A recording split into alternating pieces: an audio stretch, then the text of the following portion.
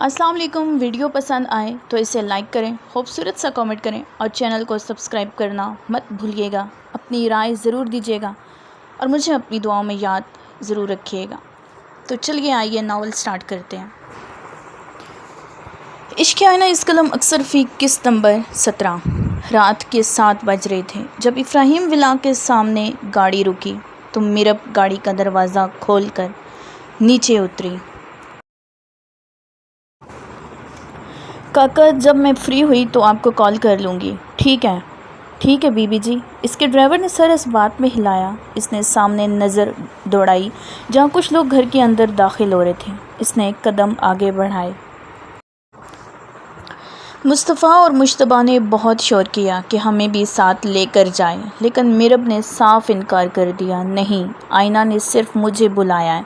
मीरब ने बड़ी बहन होने का फ़र्ज़ अदा करते इन दोनों की कमर में मुक्के जड़ते इनको चुप करवाया था, जो एक ही ज़िद किए जा रहे थे कि हमें भी साथ लेकर जाओ। मीरब से मार खाने के बाद वो इससे नाराज़ होते अपने कमरे में जा चुके थे। मीरब को फ़िलहाल इनकी नाराज़गी की कोई परवाह नहीं थी। मीरब को गेट के अंदर दाखिल होते ही इसे ज़याम और अब्दुर्रहमान साहब दिखाई दिए, जो 2 आदमियों के पास खड़े इनके साथ सलाम दुआ कर रहे थे। मीरब ने ज़याम को देखते ही मुँह बनाया। लो जी, आते ही इसकी शक्ल देख ली। अब्दुर्रहमान साहब की नज़र मीरब पर पड़ी तो वो चलते इसकी तरफ आए। मेरी बेटी आई है। वो इसके सर पर हाथ रखे मुस्कुराते हुए बोले, जी अंकल, कैसे हैं आप? मैं बिल्कुल ठीक बेटा, अब्दुर्रहमान साहब मुस्कुराते हुए बोले।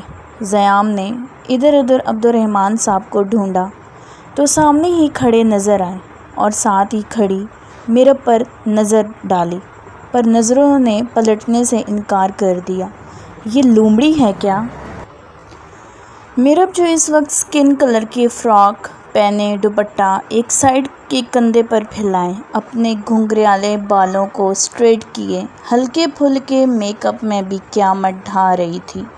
वो जितनी हसीन थी इतनी ही अपने हुस्न से लापरवाह थी। अभी भी आसिया बेगम ने इसे ज़बरदस्ती तैयार करवाया था। मीरब ने गैर इरादी तौर पर ज़याम की तरफ देखा, जो आंखें फाड़कर इसे ही देख रहा था। मीरब ने माथे पर बल डाले, इस पर से नज़रें हटाई। ज़याम ने इसे ऐसे करते देखकर अपने बालों में हाथ फेरने लगा, जो ख़ुद भी किसी से कम नहीं लग रहा था।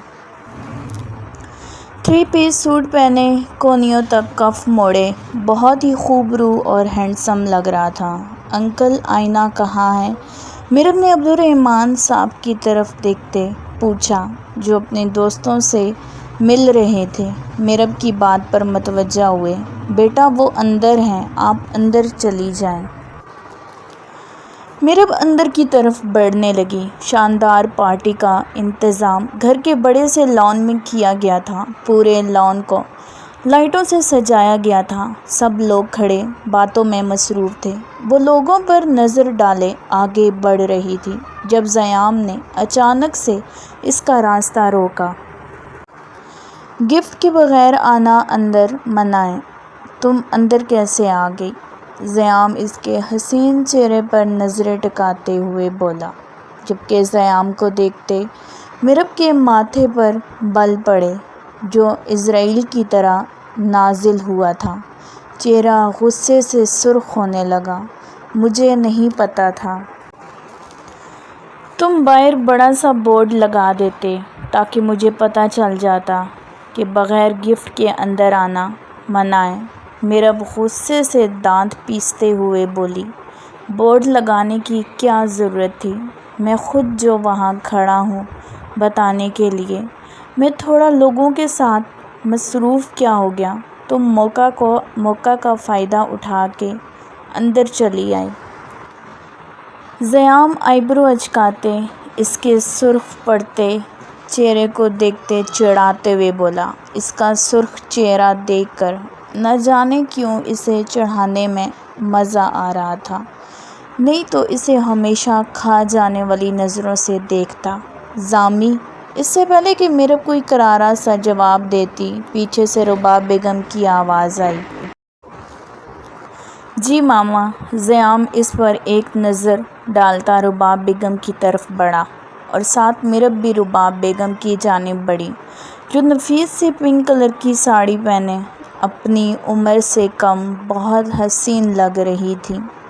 السلام علیکم آنٹی، کیسی ہیں آپ؟ وعلیکم السلام بیٹا، میں بالکل ٹھیک، آپ سناؤ؟ رباب بیگم خوش اخلاقی سے اسے گلے ملتے ہوئے بولی، جبکہ زیام اس کی میٹھی آواز سن کر حیران رہ گیا۔ وہ کیسے رباب بیگم کے ساتھ میٹھی زبان سے بول رہی تھی، اس سے ایسے بات کرتی تھی جیسے اسے کچا چبا جائے گی۔ بیٹا، ماما نہیں آئیں؟ نہیں آنٹی، ماما کی طبیعت نہیں ٹھیک تھی، اس لیے نہیں آ سکیں۔ بیٹا، آئینہ اندر ہے، آپ اندر چلی جاؤ۔ وہ آپ کا پوچھ رہی تھی کہ میرب ابھی تک نہیں آئی۔ جی آنٹی۔ وہ بغیر زیام کو دیکھتی اندر بڑھ گئی۔ جی ماما۔ رباب بیگم زیام کی طرف متوجہ ہوئی۔ تم نے پھپھو کو فون کیا تھا نا؟ جی ماما، میں نے کل ہی فون کر دیا تھا۔ نورب آپی آئی ہوئی ہیں گھر، ان کو بھی کہا تھا ضرور آئیے گا۔ نورب آئی ہوئی ہے؟ جی ماما، زیام نے جواب دیا۔ ٹھیک ہے، یہ تم نے بہت اچھا کیا، رباب بیگم بولی۔ اچھا تم مہمانوں کو دیکھو، میں آتی ہوں۔ رباب بیگم اپنی دوستوں کو دیکھتی زیام کو کہتی ان کی طرف بڑھی۔ آئینہ میرب کے ساتھ باتیں کرتی لان میں داخل ہوئی، جہاں پارٹی اپنے عروج پر تھی۔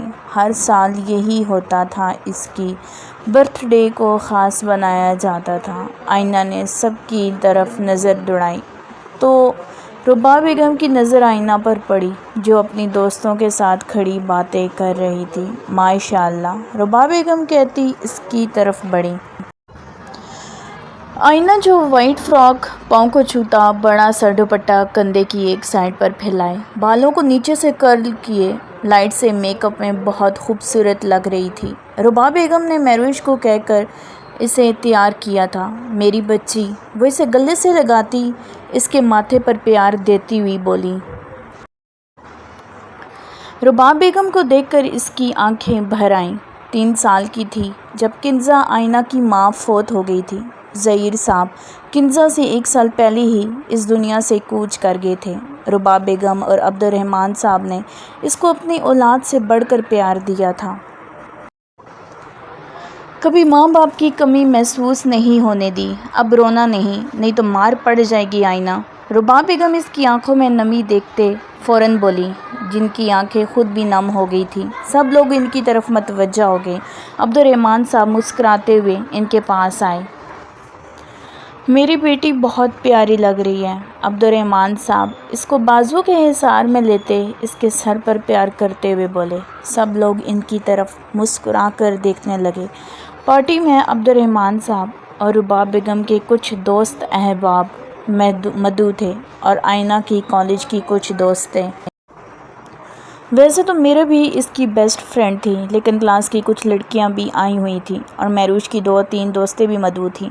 حسین چڑیل لگ رہی ہو۔ جب زیام میرب کے پیچھے آتے اس کے کان میں سرگوشی کرتے ہوئے بولا۔ میرب نے فوراً مڑ کر زیام کو دیکھا، جو چلتے آئینہ کے سامنے اب آ کر کھڑا ہوا تھا۔ میری لاڈو آج پوری چڑیل لگ رہی ہے، زیام اسے چڑھاتے ہوئے بولا۔ ماما، آئینہ نے روانسی ہو کر رباب بیگم کو بولا۔ زیام، رباب بیگم نے زیام کو گھورا۔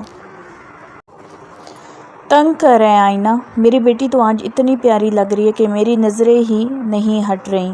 رباب بیگم اسے پیار بھری نظروں سے دیکھتے ہوئے بولی۔ میں آتا ہوں بیگم۔ عبدالرحمن صاحب کہتے اپنے دوستوں کی طرف چل پڑے۔ زیام آئینہ کو دیکھ کر مسکرانے لگا اور ایک ترچھی نظر میرب پر ڈالی، جو آئینہ کو دیکھ کر مسکرا رہی تھی۔ اس کی مسکراہٹ پر زیام کی نظر کچھ لمحے کے لیے ٹھہر سی گئی۔ یہ خطرناک لومڑی کیوں مجھے اچھی لگ رہی ہے، وہ سوچتے اس کی طرف دیکھ رہا تھا، جب ہنستے ہوئے میرب کی نظر زیام پر پڑی تو زیام نے فوراً اپنی نظروں کا زاویہ بدلا۔ زیام تمہاری پھپھو نہیں آئی ابھی تک، فون کرو ذرا انہیں۔ جی ماما۔ وہ فون نکالتے ہوئے بولا۔ نظر سامنے پڑی جہاں نورب، ارحم اور سائمہ بیگم ان کی طرف ہی آ رہے تھے۔ وہ دیکھے ماما آ گئے۔ زیام نے رباب بیگم کو متوجہ کر کے کہا۔ رباب بیگم آگے بڑھتے ان سے ملی۔ تم کب آئی بیٹا؟ رباب بیگم نورب سے ملتے ہوئے بولی۔ آنی مجھے 2 دن ہو گئے آئے ہوئے۔ خیریت سے کسی کام سے آئی ہو؟ نہیں جی کسی کام سے ہی آئی ہوں۔ نورب نے جھوٹ بولتے ہوئے سائمہ بیگم کو دیکھا جو اس کے جھوٹ پر گھور رہی تھیں۔ میں آتی ہوں نورب۔ آئینہ کو دیکھتے اس کی طرف آئی۔ ہیپی برتھ ڈے آئینہ۔ نورب اس کے معصوم سے حسین چہرے کی طرف دیکھ کر بولی جو واقعی آج آسمان سے اتری ہوئی پری لگ رہی تھی۔ نورب خود بھی کسی سے کم نہیں لگ رہی تھی۔ آج سائمہ بیگم نے سختی سے اسے فراق پہننے کو بولا تھا، نہیں تو ہمیشہ وہ ٹام بوائے ہی بنی رہتی۔ زبردستی پہنا فراق اس پر بہت جچ رہا تھا۔ تھینک یو، آپ بھی بہت پیاری لگ رہی ہیں، آئینہ خوشی سے بولی۔ نورب اس کی بات پر ہلکا سا مسکرا دی۔ مہروش کدھر ہے؟ اس نے ادھر ادھر نظریں دوڑا کر مہروش کو ڈھونڈا جو سامنے اپنی دوستوں کے ساتھ کھڑی ان سے باتیں کرتی دکھائی دی۔ میں مہروش سے مل کر آئی، نورب اسے کہتی مہروش کی طرف چل پڑی۔ مہروش سب بھلائے آئینہ کی برتھ ڈے پارٹی انجوائے کر رہی تھی۔ نورب آپ افراہیم بھائی کیوں نہیں آئے؟ مہروش اسے دیکھتی بے چینی سے اسے گلے لگتی ہوئی بولی۔ میں کسی کام سے آئی ہوں مہروش، نورب نے جواب دیا۔ اور سناؤ پڑھائی کیسی جا رہی ہے؟ بہت اچھی، مہروش نے مسکراتے ہوئے جواب دیا۔ آج آپ کافی چینج لگ رہی ہیں اور پیاری بھی۔ تھینک یو، ماما نے زبردستی پہنایا، نورب منہ لٹکائے ہوئے بولی۔ مہروش اس کی بات پر مسکرا دی۔ ارحم جو پلکیں جھپکائے بغیر آئینہ کو دیکھ رہا تھا وہ لگ ہی اتنی پیاری رہی تھی کہ اپنی نظریں اس پر سے ہٹا ہی نہیں پا رہا تھا۔ ہیپی برتھ ڈے آئینہ۔ تھینک یو ارحم بھائی، وہ اس کی طرف دیکھتے مسکرا کر بولی۔ اور تم بہت پیاری لگ رہی ہو، وہ اس کے چہرے کی طرف نظریں ٹکاتے ہوئے بولا۔ تھینک یو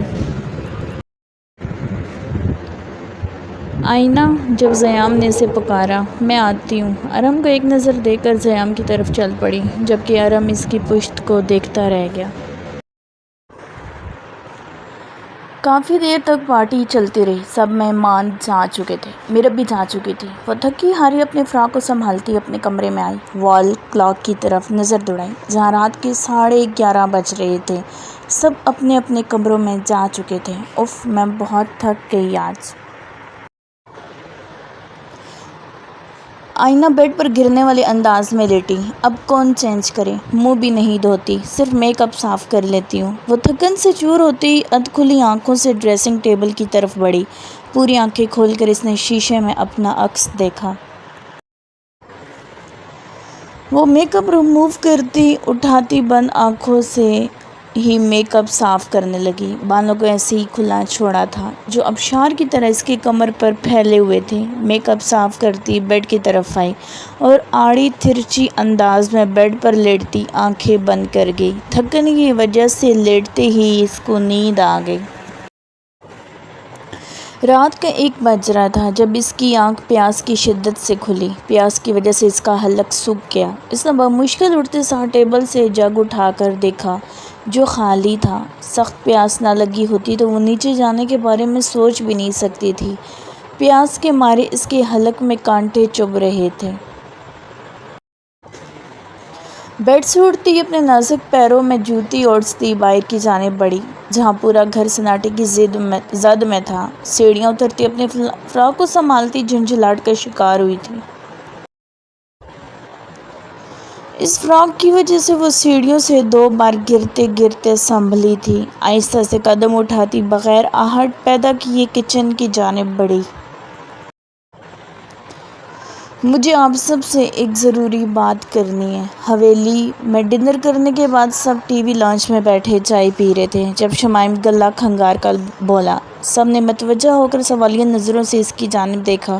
اپنی طرف سب کو دیکھ کر اس نے جلال الدین عالم شاہ کی جانب دیکھا۔ جو اسے سنجیدہ نظروں سے دیکھ رہے تھے۔ وہ صبح صبح ہی حویلی پہنچ گیا تھا، جلال الدین عالم شاہ کے علم میں لائے بغیر۔ شفان نے بھی اسے صبح دیکھ کر اپنے دانت پیسے تھے۔ وہ تو اچھی خاصی دادا جان سے درگت بدوانے کا سوچ رہا تھا، لیکن شمائم صبح صبح ٹپک پڑا تھا۔ بولو شمائم، کیا بات ہے؟ جلال الدین عالم شاہ کی بھاری آواز پوری ٹی وی لاؤنج میں گونجی۔ افراہیم کی کل رات کو کال آئی تھی کہ ماما بابا کو لے کر آ جانا 2 دن میں۔ شمائم سنبھلتے ہوئے بولا، جبکہ بخت بیگم شمائم کی بات سن کر خوشی سے نہال ہو گئی۔ ان کی روح تڑپ اٹھی اپنے بیٹے اور پوتی پوتوں سے ملنے کے لیے۔ سب کے چہروں پر مسکراہٹ آ گئی۔ آج عرصے بعد حویلی میں کوئی خوشی آئی تھی، لیکن شمائم کس لیے؟ شفان مسکراہٹ دبائے سوچنے والے انداز میں اسے چڑھاتے ہوئے بولا۔ شمائم نے سرد نظروں سے شفان کو دیکھا۔ شاہ زئی، ہم کل ہی جائیں گے۔ بخت بیگم خوشی سے جلال الدین عالم شاہ کی طرف دیکھ کر بولی۔ جلال الدین عالم شاہ، جو خاموشی سے بیٹھے سب کو دیکھ رہے تھے، سب کے چہرے خوشی سے دمک اٹھے تھے۔ بخت بیگم کی بات پر اور ان کی جلد بازی پر گھور کر رہ گئے۔ میں اپنے پوتے کا رشتہ خود لینے جاؤں گا۔ جب جلال الدین عالم شاہ کی آواز پھر گونجی، سب نے انہیں حیرانگی سے دیکھا۔ کہاں وہ عبد الرحمن صاحب کا نام سننا نہیں چاہتے تھے اور اب رشتہ لے کر جانا چاہتے ہیں ان کے گھر۔ سب ان کی بات پر مسکرانے لگے۔ شمائم خاموشی سے سنجیدگی سجائے سب کو دیکھ رہا تھا۔ دادی جان، آپ تو بیمار ہیں نا، پھر کیسے آپ جا سکتی ہیں؟ شفان بخت بیگم کی طرف دیکھ کر شرارت سے بولا، میں بالکل ٹھیک ہوں، اپنے بچوں سے مل کر بالکل ٹھیک ہو جاؤں گی۔ چپ کرو تم نے ضرور تیلی لگانی ہوتی ہے۔ بخت بیگم نے اسے غصے سے جھڑکا کہ کہیں بیماری کا سن کر جلال الدین عالم شاہ اپنے ساتھ ہی نہ لے کر جائے۔ دادا جان، دیکھ رہے ہیں آپ کیسے کیسے الزام لگ رہے ہیں آپ کے پوتے پر۔ شفان اپنے نہ آنے والے آنسو پونچھتے ہوئے بولا۔ شفان کی بات پر سب ہنسنے لگے۔ شمائم، میری کل افراہیم سے بات کروانا، بلکہ ایسا کرنا، مجھے اس کا نمبر دے دینا، میں خود بات کر لوں گا۔ جلال الدین عالم شاہ نے شمائم کو مخاطب کر کے کہا۔ دادا جان، وہ آپ سے بات نہیں کرے گا، مجھے پتہ ہے۔ شمائم ان کی طرف دیکھتے ہوئے بولا، مجھے تم اس کا نمبر دے دینا، میں خود بات کر لوں گا۔ جلال الدین عالم شاہ نے افراہیم کی ناراضگی کا سوچ کر کہا، جی دادا جان۔ شمائم نے سر اس بات میں ہلا دیا۔ یار برو، سوچو تھوڑی دیر کے لیے، فرض کرو اگر مہروش نے تمہاری جگہ مجھے پسند کر لیا تو، کیونکہ ساتھ تو میں بھی جا رہا ہوں نا، تم تو ادھر حویلی میں ہی رہو گے نا۔ شفان، جو شمائم کے ساتھ صوفے پر بیٹھا ہوا تھا، اس کے نزدیک کھسکتے ہوئے آہستہ آواز میں شرارت سے بولا، ویسے شکلیں تو ہم دونوں کی ایک جیسی ہی ہیں، کہیں مجھے شمائم سمجھ کر گھر سے نہ نکال دیں یار، یہ بھی ہو سکتا ہے۔ ڈرتے ہوئے شفان پھر شرارت سے گویا ہوا، جبکہ شمائم اسے سنجیدہ نظروں سے گھور کر رہ گیا۔ شمائم، رات کو تم حویلی میں نہیں تھے، کہاں تھے تم؟ جلال الدین عالم شاہ شمائم کی طرف دیکھتے ہوئے بولے۔ شمائم نے شفان کی طرف غصے سے دیکھا۔ شفان نے کندھے اچکا دیے کہ میں نے نہیں بتایا ہے دادا جان، وہ مجھے شہر جانا پڑا کسی ضروری کام سے۔ شمائم دھیمی آواز میں بولا، ایسے کون سے ضروری کام ہیں تمہارے جو شہر جا کے ہی تمہیں کرنے پڑتے ہیں اور ایک رات میں ہو بھی جاتے ہیں؟ جلال الدین عالم شاہ نے غصے سے کہا۔ دادا جان، ایک بار آپ اپنی پوتی کو یہاں لے آئیں، پھر دیکھیں اس کے کیسے ضروری کام ختم ہوتے ہیں۔ شفان کسی بھی طرح یہ موقع ہاتھ سے نہیں جانے دے سکتا تھا۔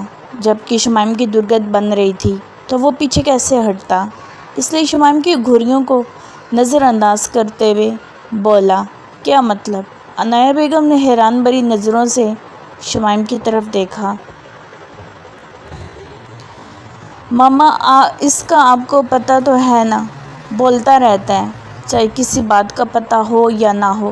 ایسی کوئی بات نہیں ہے، اپنا ضروری کام تھا اس لیے فوراً جانا پڑ گیا، شمائم نے عنایہ بیگم کی طرف دیکھتے ہوئے کہا، جو آنکھوں میں حیرت لیے پریشانی سے اسے دیکھ رہی تھیں۔ آج کے بعد تم رات کے وقت شہر نہیں جاؤ گے اور گاؤں کے معاملات کی طرف بھی دھیان دو۔ ابھی تک گاؤں کے معاملات میں ہی دیکھ رہا ہوں، آئندہ مجھے تمہاری طرف سے کوئی شکایت نہ ملے۔ جلال الدین عالم شاہ رعبدار آواز میں بولے۔ شیرام چودھری جس طرح انہیں دھمکی دے کر گیا تھا، اس لیے ہر وقت شیرام چودھری کی طرف سے دھڑکا لگا رہتا۔ شیرام چودھری کی طرف سے ابھی تک مکمل خاموشی تھی، لیکن وہ موقع دیکھ کر وار کرتا تھا۔ یہ بات جلال الدین عالم شاہ اچھے سے جانتے تھے۔ جی دادا جان۔ شمائم نے سر اس بات میں ہلایا، تو میں تمہیں بعد میں دیکھتا ہوں۔ شمائم نے شفان کی طرف دیکھتے، دانت پیستے، دبے دبے غصے سے کہا، جیسے یقین ہو کہ شفان نے دادا جان کے کانوں میں یہ بات ڈالی ہو۔ شمائم کی بات سن کر شفان نے کندھے اچکائے، اسے دیکھتے دانتوں کی نمائش کی۔ وہ بلیک ہوڈی پہنے، چہرے پر کالا ماسک پہنے، اپنے آپ کو مکمل چھپائے دیوار پھلانگتا گھر کے اندر داخل ہوا۔ رات کا 1 بج رہا تھا، ہر طرف مکمل اندھیرا اور گہرا سکوت چھایا ہوا تھا۔ وہ آہستہ سے اپنے قدم بڑھاتا لان سے گزرتا گھر کے داخلی دروازے کے پاس پہنچا ہی تھا کہ فرحان، جو افرایم کا خاص بندہ تھا، ساری رات لان میں کھڑے پہرا دیتا تھا، اس وقت بھی وہ پہرا دے رہا تھا، فوراً اس کے سامنے آ کر گن تان لی۔ باقی کے گارڈز نے بھی اس کو گھیرے میں لے لیا۔ فرحان نے سامنے کھڑے وجود پر نظر ڈالی اور اس کی آنکھوں میں جھانکا، جہاں اس کی سرمئی آنکھیں ہلکی سی سرخی اور رت جگے کی جگلی کھا رہی تھیں۔ فرحان نے اسے دیکھتے فوراً اپنی گن نیچے کی اور گارڈز کو بھی وہاں سے جانے کا اشارہ کیا۔ گارڈز بھی اپنی اپنی گنز نیچے کیے، جیسے آئے تھے واپس چلے گئے۔ گلی کے کونے میں گاڑی کھڑی ہے، اسے اندر لے آؤ، اور اس کے اندر ایک بیگ ہے، وہ صبح دے جانا۔ وہ سنجیدگی سے فرحان کو دیکھتے ہوئے بولا۔ جی سر، فرحان کہتے واپس مڑ گیا۔ اس کے پاس داخلی دروازے کی چابی تھی، چابی سے آہستہ سے لاک کھلتا اندر بڑھ رہا تھا۔ پورا گھر اندھیرے میں ڈوبا ہوا تھا اور آہستہ آہستہ سیڑھیوں تک پہنچتا اپنے کمرے کی طرف جانے لگا۔ اسے کچن سے آواز آئی۔ اس وقت کون جاگ رہا ہے؟ وہ سوچتے کچن کی جانب بڑھا تو اسے کچن کی لائٹ جلتی ہوئی دکھائی دی، جہاں آئینہ اس کی طرف پشت کیے جگ میں پانی بھر رہی تھی۔ افرایم کو کسی حور کا گمان ہوا، وہ وہیں کچن کے دروازے کے ساتھ کھڑے ہو کر اسے دیکھنے لگا۔ 2.5 مہینے بعد اس کو سامنے دیکھ کر اس کا دل تیزی سے دھڑکا۔ آئینہ اس وقت سلکی بال پشت پر پھیلائے، دوپٹہ کندھے پر رکھے جو لاپرواہی کی نظر ہو رہا تھا۔ سفید فراق باؤں کو چھوتا اب آدھا جگ پر بھر کر سلیب پر رکھتی گلاس میں پینے کے لیے پانی ڈال رہی تھی۔ آئینہ کو کسی کی موجودگی کا احساس ہوا تو اس نے فوراً پیچھے دیکھا۔ افرایم، جو اسے مڑے ہوئے دیکھتے اس کی جانب بڑھا تھا، اس کے تھوڑے فاصلے پر رک گیا۔ سامنے کھڑے شخص کو دیکھ کر خوف کے مارے اس کی آنکھیں پھٹی کی پھٹی رہ گئیں۔ مکمل بلیک ہوڈی پہنے، بلیک ماسک پہنے، اسے چور لگا تھا۔ چہرہ خوف سے ایک دم زرد پڑا، جیسے جسم میں جان نہ رہی ہو۔ اس کے ہاتھ سے پانی سے بھرا گلاس چھوٹ کر نیچے گرنے لگا۔ بروقت افرایم نے آگے بڑھتے جھک کر گلاس پکڑا۔ اس کے جھکنے پر آئینہ 2 قدم پیچھے ہوئی۔ افرایم بروقت گلاس نہ تھامتا تو اس سناٹے میں شور برپا ہو جاتا۔ وہ چیخنا چاہتی تھی، شور مچا کر کسی کو بلانا چاہتی تھی۔ آئینہ کی آواز حلق میں ہی کہیں دب کر رہ گئی۔ وہ ہمت کرتے پھٹی آنکھوں سے اسے دیکھے، سرگوشی نما آواز میں اپنے کپ کپاتے لب ہلائے۔ چور! آئینہ کی ہلکی سی سرگوشی بھری آواز افراہیم کے کانوں میں پڑی۔ سلیب پر گلاس رکھتے افراہیم نے حیرت سے آئینہ کی طرف مڑ کر دیکھا، جس کا چہرہ خوف کی شدت سے زرد پڑ گیا تھا۔ اس کا وجود لرزنے لگا، ماتھے پر پسینے کے ننھے ننھے قطرے چمکنے لگے۔ وہ اسٹل کھڑی سانس روکے اس کو پھٹی آنکھوں سے دیکھ رہی تھی۔ افراہیم کو اپنی طرف قدم بڑھاتے دیکھ کر آئینہ نے آنکھیں میچتے زور سے حلق سے آواز نکالی، جیسے افراہیم نے اس کے منہ پر ہاتھ رکھ کر اس کی آواز کا گلا گھونٹا، اور فوراً دوسرے ہاتھ سے اپنے چہرے سے ماسک ہٹایا۔ آئینہ! افراہیم نے اس کی بند آنکھوں کو دیکھ کر نرمی سے پکارا، جو امتحان بنی اس کا صبر آزما رہی تھی۔ آئینہ! جب افراہیم نے اس کے کندھے پر ہاتھ رکھ کر دوبارہ پکارا۔ آئینہ نے پٹ سے آنکھیں کھولیں، جو سیدھی افراہیم کی سرمئی سرخی آنکھوں سے ٹکرائی۔ آئینہ کی آنکھوں میں بے یقینی در آئی۔ اب چیخنا نہیں، میں ہاتھ ہٹا رہا ہوں، افراہیم نے نرمی سے کہا۔ آئینہ ابھی بھی اسٹل کھڑی کانپتے وجود کے ساتھ، اب باقاعدہ اس کی آنکھوں سے آنسو بہتے اس کے عارض پر بہنے لگے۔ افراہیم کا ہاتھ ابھی بھی آئینہ کے کندھے پر دھرا تھا۔ افراہیم کی اس قدر نزدیکی پر اس کا دل دھک کر رہ گیا۔ اس کے زرد چہرے پر اب سرخیاں گھلنے لگیں، آنکھوں سے آنسو متواتر بہہ رہے تھے۔ رو کیوں رہی ہو اب؟ اس کا چہرہ اپنے چہرے کے بے انتہا قریب کرتے، اپنی پرحدت سانسیں اس کے چہرے پر چھوڑتے نرم لہجے میں کہتے، اپنے ہاتھ سے نرمی سے اس کے آنسو صاف کیے۔ سادگی میں ویسے ہی اسے زیر کر دیتی تھی، لیکن آج اس کے چہرے پر مٹے مٹے میک اپ، آنسوؤں سے بھری آنکھیں، سرخ عارض کپ کپاتے لب، اس کا دو آتشہ معصومیت سے لیے حسین روپ افراہیم کو بہکنے پر مجبور کر رہا تھا۔ افراہیم کی پرحدت سانسیں اپنے چہرے پر محسوس کرتے آئینہ کی دھڑکنوں کے ساتھ ساتھ سانسیں بھی تیز ہونے لگیں۔ آنسو تھمے، سرخ عارض اور دہکنے لگے۔ آئینہ تھوڑا سا پیچھے کھسکی۔ افراہیم آج اس کے چہرے پر سے نظریں ہٹا ہی نہیں پا رہا تھا۔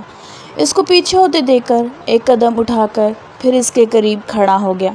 آئینہ آنکھوں میں حیرت لیے افراہیم کو دیکھا، جو دوبارہ اس کے نزدیک کھڑا ہو گیا تھا۔ افراہیم نے اس کی خوبصورت آنکھوں میں حیرت دیکھی تھی، جیسے حیرت بھری نظروں سے دیکھ رہی تھی۔ دل گستاخی پر اکسانے لگا جب افراہیم اپنے دل کی آواز پر لبیک کہتے پورے حق اور استحقاق سے اس کے ماتھے پر نرمی سے لب رکھے۔ آئینہ عقیدت بھرا لمس محسوس کرتے اس کی دھڑکنیں یکدم تیز ہوتے ڈھول کی طرح بجنے لگیں، گلابی گال دہک اٹھے۔ آئینہ نے اپنا سانس روک کر دھیرے سے اپنا سر اٹھایا۔ افراہیم نے گہری نظروں سے اس کے خوبصورت چہرے کی طرف دیکھا اور محبوب سا مسکرا دیا۔ افراہیم کی مسکراہٹ دیکھ کر اس نے پلکیں جھکائیں۔ وہ اتنا دلکش تھا کہ اس پر نظر ٹھہر سی جاتی۔ دونوں کے درمیان میں معنی خیز خاموشی ٹھہر گئی۔ آئینہ سانس لو۔ افراہیم اس سے سانس روک کے دیکھا تو اس کے کان کی طرف جھک کر سرگوشی کرتے گمبھیر لہجے میں بولا۔ افراہیم کی سرگوشی پر آئینہ لرز کر رہ گئی۔ آئینہ نے فوراً اس کی بات مانتے معصومیت سے ایک ساتھ جلدی سے 2-3 سانس لیے اور افراہیم کی طرف دیکھا۔ آئینہ کے اس ایکٹ پر افراہیم کے لبوں پر گہری مسکراہٹ آ گئی۔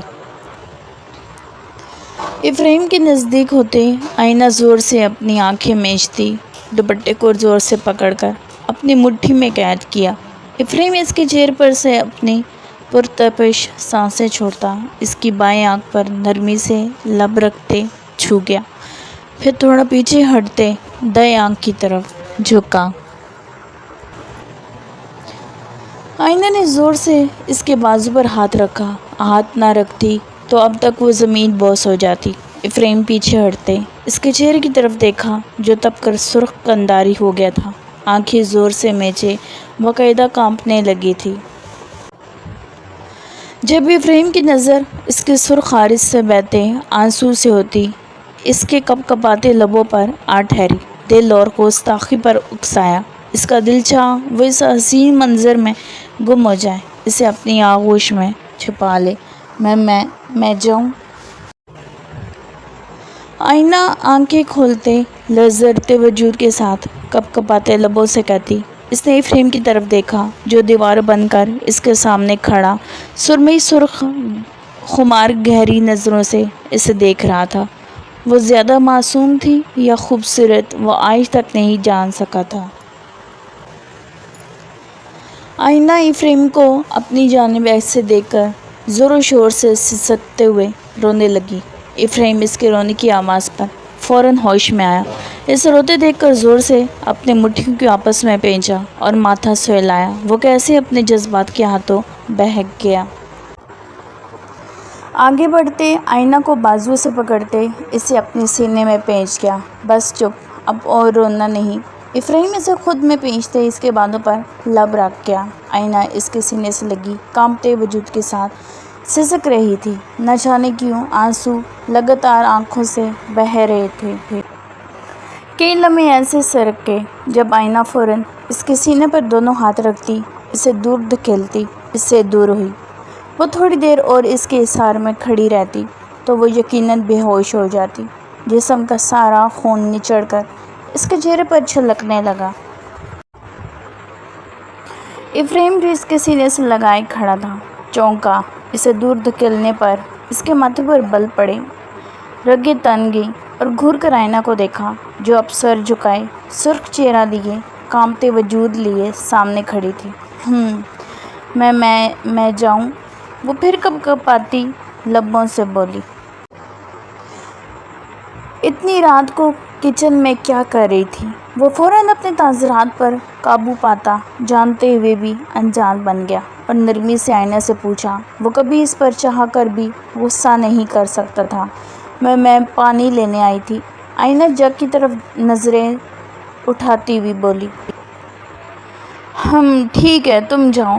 وہ شکر ادا کرتی بغیر پانی لیے وہاں سے تیزی سے نکلنے لگی۔ جب افریم نے کسی خیال کے تحت اس کو پکارا، آئینہ رک گئی اور مڑ کر افریم کو سوالیہ نظروں سے دیکھتی آنکھیں جھکا گئی۔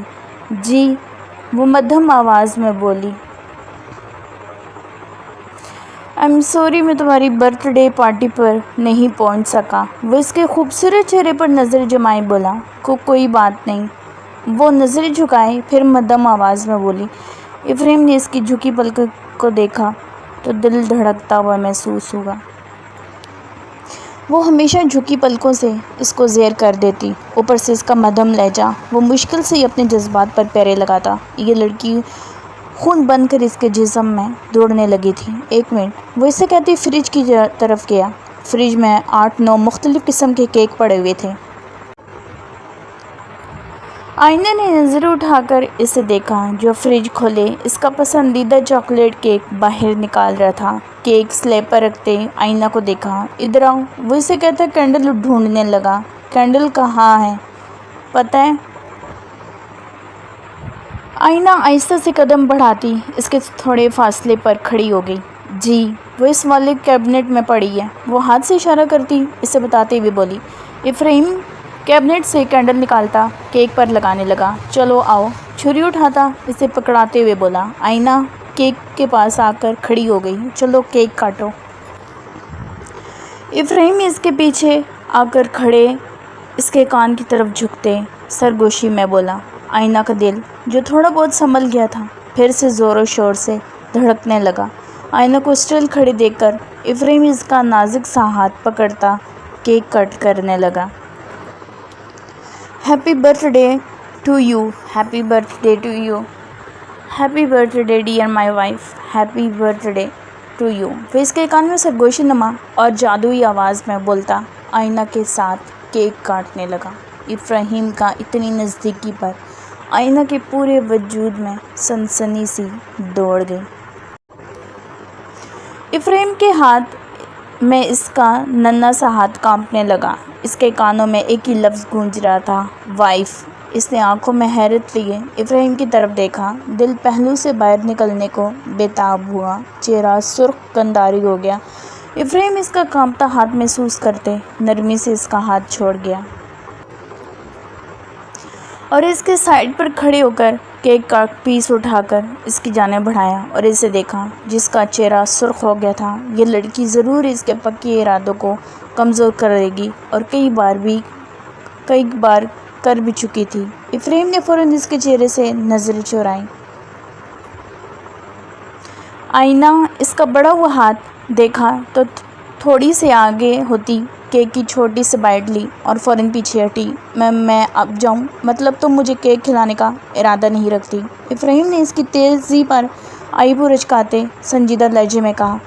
وہ میں آئینہ شرمندہ ہوتے وہی پیس کانپتے ہاتھوں سے اٹھا کر افریم کے منہ کے سامنے کیا، جو کچھ دیر پہلے افریم نے اسے کھلایا تھا۔ یہ دیکھ کر افریم کے لبوں پر مدھم سی مسکراہٹ چھو کر غائب ہوئی۔ افریم نے آگے ہوتے ہوئے پورا کیک کا پیس منہ میں ڈال دیا۔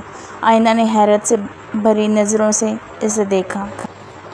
وہ تھا ہی اتنا حسین کہ کسی بھی لڑکی کا خواب ہو سکتا تھا۔ کیا ہوا؟ بہت اچھا لگ رہا ہوں کیا؟ افریم نے مسکراہٹ دباتے آئینہ کی حیرت بھری آنکھوں میں دیکھا۔ نہیں۔ آئینہ نے فوراً گھبراتے ہوئے سر نفی میں ہلاتے سر نظریں جھکائیں۔ مطلب نہیں اچھا لگ رہا؟ اس کے گھبراتے چہرے کو دیکھ کر سنجیدگی سے بولا۔ نہیں۔ وہ پھر سے سر نفی میں ہلاتے نظریں جھکائے کپ کپاتے لبوں سے بولی، جبکہ ہتھیلیاں پسینے سے بھیگنے لگیں۔ کیا سچ میں آئینہ میں اچھا نہیں لگ رہا؟ جی نہیں۔ آئینہ کو بھی اپنی بے بسی پر رونا آیا اور کپ کپاتے لبوں سے بولی، اور ساتھ ہی پہلے سر مثبت میں ہلاتے پھر نفی میں ہلا گئی۔ افریم نے اس کے کپ کپاتے لبوں کی طرف دیکھا تو دل زور سے دھڑکا۔ وہ اب اور نظر انداز نہیں کر سکتا تھا۔